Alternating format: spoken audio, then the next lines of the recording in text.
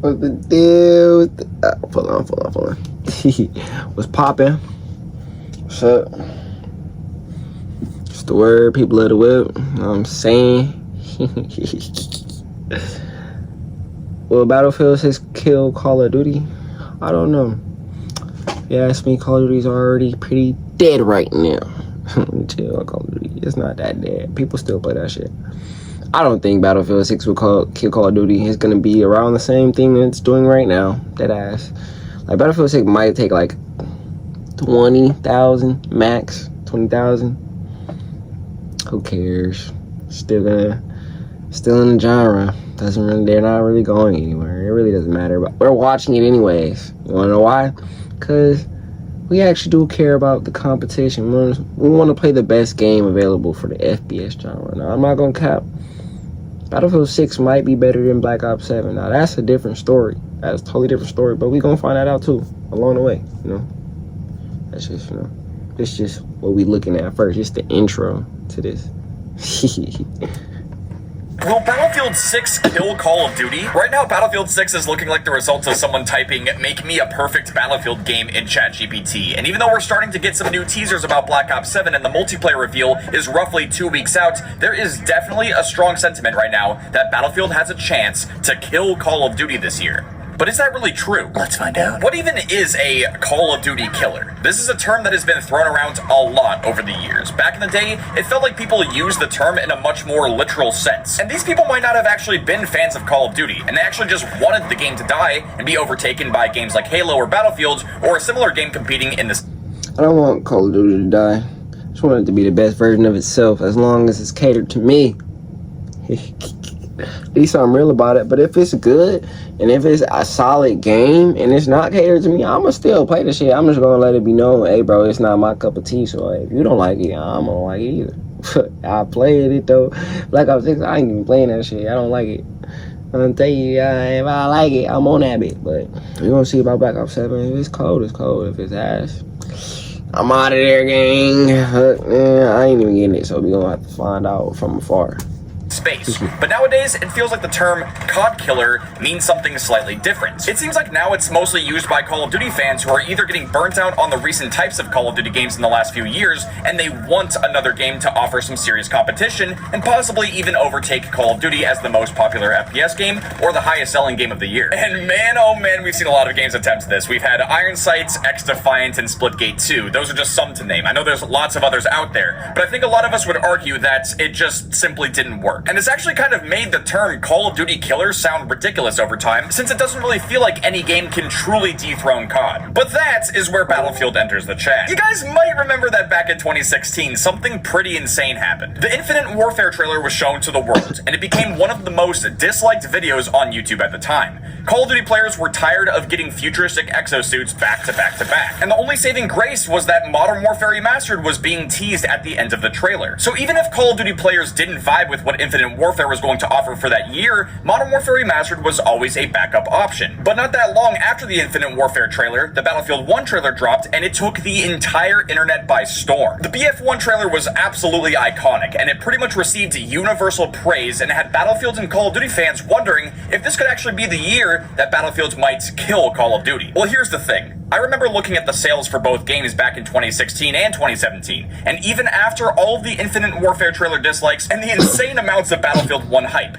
Infinite Warfare still sold more copies than Battlefield 1 that year. And if you're wondering why or how this could be, it's pretty simple. Bundling Modern Warfare Remastered with Infinite Warfare and using that nostalgia to get players to buy the game worked. And to someone whose first Call of Duty game was Call of Duty 4 and regards it as one of the best of all time, it was absolutely worth buying MWR and sinking tons of days into the multiplayer. Now, I still bought and played a ton of Battlefield 1 as well, and the game was incredible. But it's crazy to think that simply remastering a classic COD game and bundling it with Infinite Warfare was most likely the difference maker in the sales. Now fast forward to 2025, and we're in a very similar situation again, except this time Battlefield 6 has dropped not only trailers first, but also gameplay as well. As I'm sure you guys know by now, I was invited to this early access event for Battlefield 6. I've already had a chance to play the game. Literally the last video I made was my honest review of Battlefield 6. If you guys haven't seen that video, I would highly recommend checking it out after this one if you guys wanted to learn more about the game and also get my honest feedback and thoughts on the game so far. So for this video, I'm not going to just drag on Anon and glaze Battlefield 6, but it was a very fun experience. I had a great time. But real quickly, I'll just say that the game looked amazing, the sound design was incredible, the game had a great feel, the gunplay was super solid, and there are some amazing features coming to the game later down the road, especially Portal coming back into Battlefield 6, but also having support for custom map making, as well as being able to more finely tune the custom experiences. I think that's going to be a massive selling point and a huge feature for the game. On top of the fact that at some points Battlefield 6 is also going to have a playable battle royale. Oh, and the game's also going to have a single player campaign, which Battlefield 2042 didn't. Just in general, pretty much everything that we've seen or heard about Battlefield 6 so far has been just a massive W, and things are looking very good for BF6. So yeah, if we had to compare Battlefield 6 to Black Ops 6,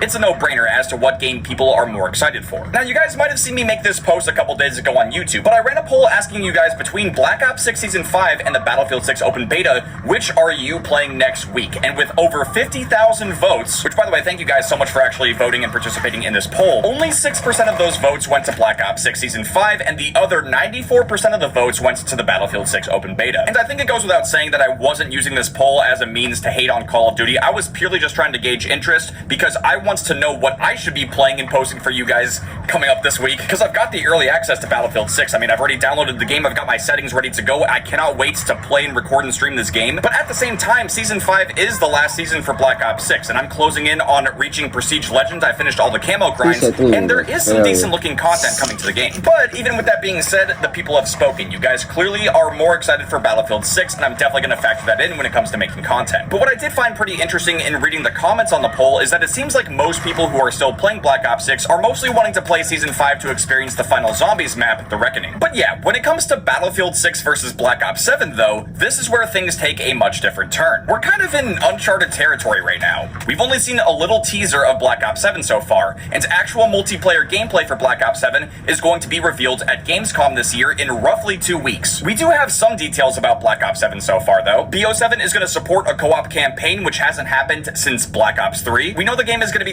All I gotta say is, bro, that shit was ass in Black Ops 3. Well, I'll tell you like this. The Black Ops 3 campaign was ass. Place in the near future around 2035, but they have also confirmed that there will not be exosuits and there won't be wall running. However, there will be an evolution of the Omni Movement system, and we do kind of have some... As of today, confirmations have been made. Specialist returning. I don't give a fuck. Hey, bro, if that bitch don't, if it's not fine, it ain't fine. That's all I gotta say. And speculation about that, but we're not completely sure yet because, again, we haven't seen gameplay. It's also rumored that round-based zombies will be returning in Black Ops 7, and there's potentially going to be a remake or remaster of Transit from Black Ops 2. And because Microsoft and Xbox own Call of Duty now, it will most likely be coming to Xbox Game Pass Ultimate as well. Another differentiating factor between Black Ops 7 and Battlefield 6 is that Black Ops 7 will still be releasing on last-gen consoles, which is a plus for those who haven't upgraded to a next-gen console or bought a PC. If you want to play Battlefield 6, you do have to own either a PS5 or an Xbox Series X or a PC to play the game. And there's even a potential that Black Ops 7 will be releasing on the Switch too. So even though we don't have full gameplay quite yet and we're not sure how Black Ops 7 might turn out, it's still too early to completely write the game off. In order to make a more balanced comparison, we need to see some actual Black Ops 7 gameplay and also get a chance to play some sort of beta to see how it will truly stack up against Battlefield 6. Now in fairness, if Black Ops 7 struggles with some of the same issues that BO6 suffered from, like skill-based matchmaking, crazy skins, lack of post-launch content and support in multiplayer, and the anti-cheat not being proactive enough to stop cheaters, then I do think this will be a major pain point for Call of Duty this year. But if they manage to get on top of those things, then it could... They could fix all that and the game still fail if the game ain't fun. End up being a pretty solid year for Black Ops 7. I'm also now really curious to see if the marketing strategy for Call of Duty might change due to the competition from Battlefield. As some of you guys might know, there have been rumors for a very long time now that full remasters of the original Modern Warfare 2 and Modern Warfare 3 have been created, but they haven't been released yet. It's been rumored that these remastered games are essentially rainy day projects that can be released at any time, and that they haven't been released as of yet because they don't want to split or fragment the player bases. But again, if you look back at 2016 with Infinite Warfare and Modern Warfare Remastered, they went ahead and did it anyway in order to survive the competition from Battlefield 1. So with that in mind, is it possible that they might finally give us a full remaster of an older Call of Duty game to survive the competition from Battlefield 6? Or do you think Black Ops 7 will be able to fully compete with Battlefield 6 on its own? Regardless of whatever happens, this is a very, very interesting year for both Call of Duty and Battlefield fans. The competition is very welcomed, and I do think it's going to drive both games to be the best that they can be. It's also worth keeping in mind that GTA 6 will be dropping next year, and I'm curious to see if this could also end up affecting how Call of Duty specifically approaches marketing and decision-making in 2026, since it's currently rumored that we'll be getting Modern Warfare 4 that year. Maybe, just maybe, remastering the classic COD games could end up happening again, but I don't want to get too ahead of myself. For now, I'll be focusing on trying to make the best possible content on both Battlefield 6 and Black Ops 7 for you guys once both games come out, since I love both games. I did also want to share some quick Battlefield 6 news with you guys, since I know a lot of you guys are wanting to get on the game and play it as soon as possible. During the early access period of the Battlefield 6 open beta, there will be drops enabled on Twitch if you watch 30 minutes of any creator streaming the game, and I will absolutely be streaming Battlefield 6 day one. So if you guys want a chance to get those drops, you can follow me on Twitch. The link is in the description of every video, and I'll have it pinned in the comments of this one as well. And there will... Alright, it's enough of that right there. Hey. Oh, yeah, simple answer for me. No, I don't think so, but it should be healthy for the competition and shit like that. We're gonna monitor just like them niggas. Yeah, we're gonna monitor the situation. But mostly just gonna be on Black Ops. And why that shit so ass. Or why it's so good. If it get good, but we gonna find out. If I touch it. We gonna see though. It gotta really do something. Like, it gotta really look nice, clean, like a good loop of gameplay for me. But yeah, that's that.